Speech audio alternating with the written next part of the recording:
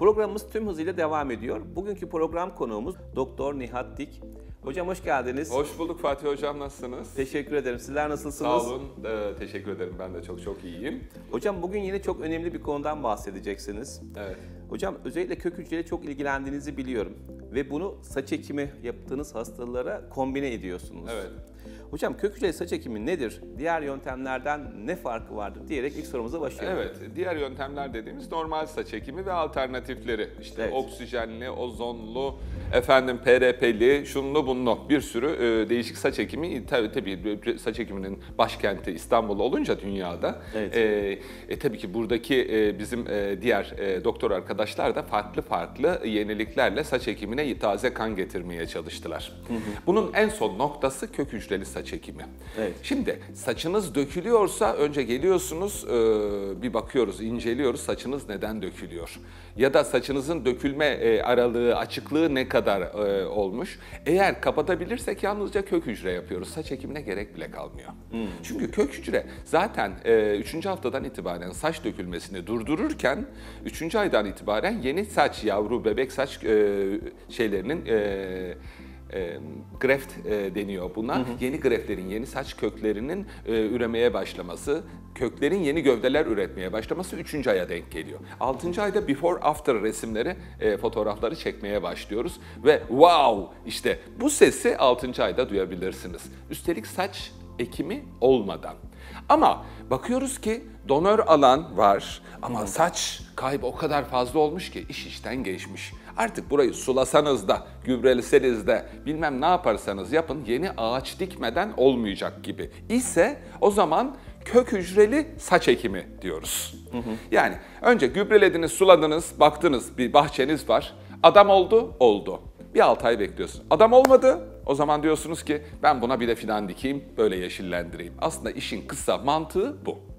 Hocam zaten mantık önemli bir şey. Mekanizma kurulduktan sonra uygulama artık tamamen tecrübeli bir ele kalmış oluyor. Aynen öyle ama baktığınız zaman saç ekimi hemen hemen her yerde 3 aşağı 5 yukarı aynıdır.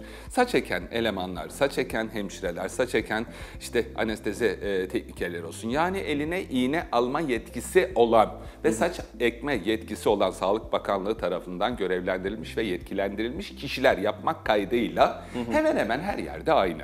Fark yaratan yalnızca ona bakan ziraat mühendisinin ya da doktorun order'ı, görüşü. Evet. Hangi kişiye saç ekilecek, hangi kişiye kök hücre yapılacak, hangi kişiye kök hücreli saç ekimi yapılacak. Bunların ayrımını doğru yapmak için doğru görüntülemek, doğru anemnez almak ve doğru tanı koymak lazım. Bunların hepsini doğru yaptınız mı? Geriye kalan kısmı çok basit. Siz tanıyı doğru koyun yeter. Peki hocam bu yöntemle ekilen saçlarda garantili midir? Yani garantisi var mı?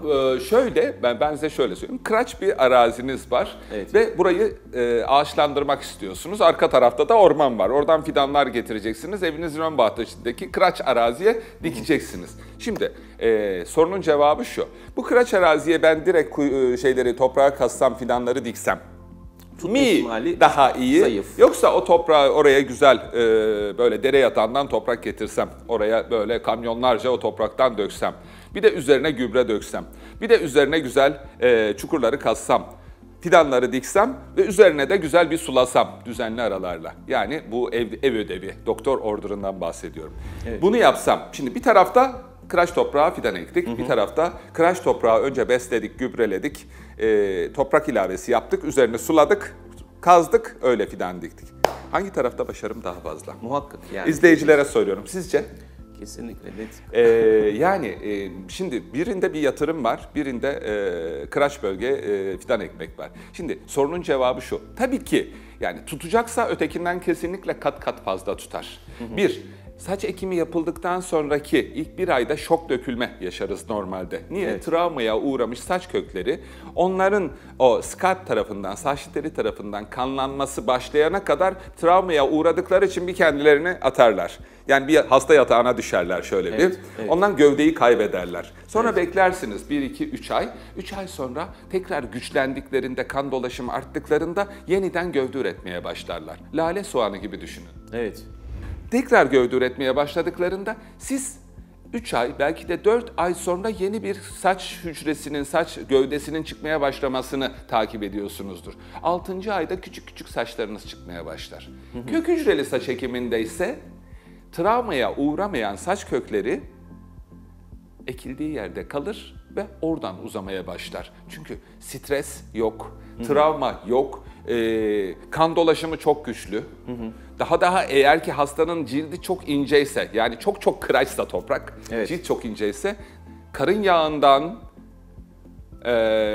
bir yağ alıyoruz 50 cc kadar. Bunu yine kulak arkasındaki fibroblastik aktivitesi yüksek mastoid fasya civarındaki yağ hücreleriyle destekliyoruz. Aslında buradaki kök hücre sayısı karındaki kök hücre sayısından yağ olarak çok daha fazla, daha bereketli, daha verimli. Kasık bölgesinde de bu iş böyle, kulak arkası da böyle ama kulak arkasındaki mastoid fasyanın civarındaki yağ hücrelerini almak daha kolay.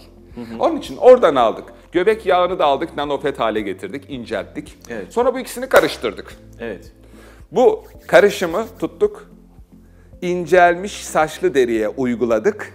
Sonra incelmiş bu saçlı deriyi biraz kendi haline nadasa bıraktık. 3 gün minimum, 2 hafta maksimum. Daha sonra bunun üzerine getirdik, fidanlarımızı diktik. Yani donör bölgedeki saç kök hücrelerimizi, köklerimizi aldık, greflerimizi diktik. Buna da nanofet kök hücreli, yani yağlan zenginleştirilmiş kök hücreyle yapılan saç ekimi diyoruz. O zaman başarı çok daha fazla oluyor. Anladım. O zaman hocam şöyle yapıyorsunuz. İlk etapta hastayı değerlendirip gerekirse önce... Aktif saç dökülmesi var mı yok mu? Bu okey. çok önemli. Evet. Aktif saç dökülmesi varsa bu hastaya saç ekimi yapmıyoruz. Anladım. Neden yapayım ki? Zaten var. Saç dökülüyor. Evet. Saç ekmek yanlış. Yani düşünün, sürekli bir dökülme var. Siz o anki dökülmüş yerlere saç ekiyorsunuz. Siz saç ektikten sonra saç dökülmesi daha da artacak. Ne olacak? Sizin saç ektiğiniz yerler 6 ay sonra saçlı olacak. Ekmediğiniz yerler bugün saçlı görünen ama 6 ay sonra saç olmayacak alanlar boş kalacak. Garip bir şey olacaksınız, saç tipiniz olacak ve herkes sizle dalga geçecek. Onun için aktif saç dökülmesinde saç ekimi yapmıyoruz. Tek şartla. Kök hücre yaparsam saç dökülmesi duruyor. İşte bir avantaj daha. Demek ki aktif saç dökülmesi varsa önce kök hücre yapıyorum ya da nanofetli kök hücre yapıyorum.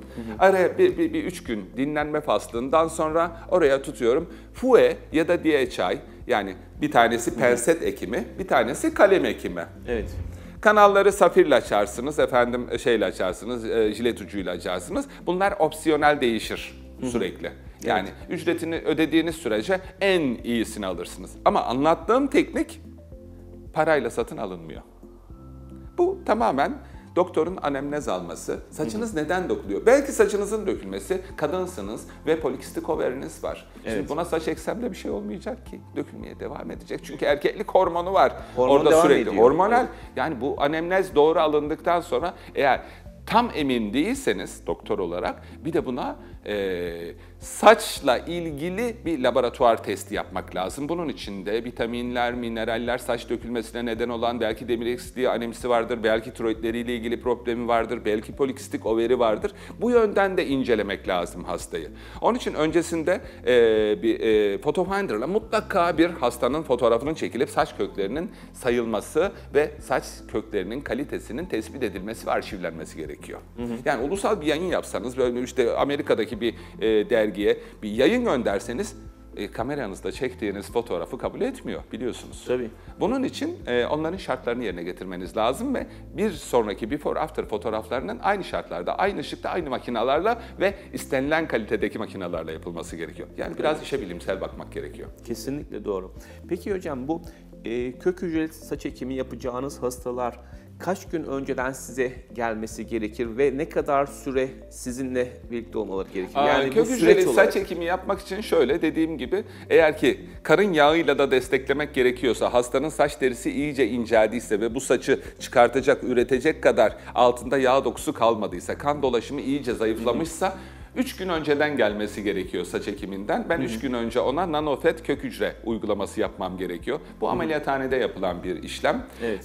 Göbek yağı alınacak 50 cc kadar, göbek yağının içerisine kulak arkası fibroblastik aktivitesi yüksek kök hücre karıştırılacak ve bu enjeksiyon yöntemiyle bütün saçlı derinin altına konulacak. Bunun kanlanması ve hastanın kendine gelmesi 3 gün sürer. Ama bu 3 gün içerisinde hastanede mi yatacak? Hayır. İlk işlemi yaptığımız gün hastanede tutuyoruz. Ertesi gün serbestsiniz ama en erken 3 gün sonra da saç ekimini yapıyoruz. Saç ekiminden sonra ister otelinizde yatabilirsiniz, ister de hastanemizde ağırlayabiliriz. Yani bize 3 gün yeter. 3 gün yeterli. 3 gün yeter. Yurt dışından gelecek izleyicilerimiz için söylüyorum. Kök hücreli saç ekimi 1 gün yeterli ama işin içine göbek yağı yani dediğim gibi o alüvyonlu dere yatağındaki toprağı da istiyorsak, çok bereketli ve başarılı bir saç ekimi istiyorsak o zaman bize 3 gün ayırmanız gerekiyor. Hocam çok teşekkür ederiz. Ben Verdiğiniz çok teşekkür ederim. önemli ve güncel bilgiler için. Hakikaten saç ekimi herkes yapıyor ama bu şekilde yapıldığı zaman sonuçlar çok daha iyi oluyor.